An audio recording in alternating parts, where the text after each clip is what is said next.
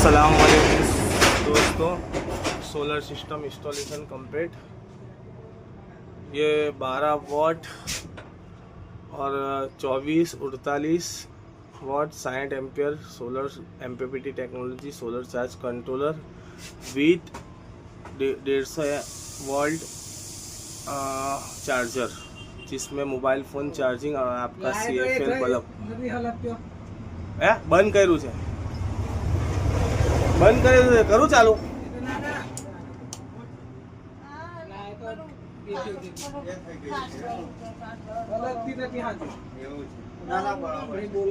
Inverter battery with inverter battery connection complete, wiring, DC light, DC fan with electric bulb,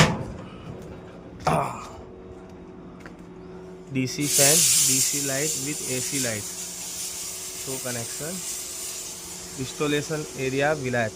Nareshbhai, તમે તમારો ખાલી location બોલી દો ને જરા। હા, કઈ કંપની લાગે તમારે ને એરિયો? GIDC।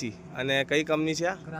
હા, ને એરિયો વિલાયત, બરાબર છે। આ તમારી દુકાન છે, બરાબર। સોલર સિસ્ટમ તમે કેટલા ટાઈમથી વાપરો છો? આ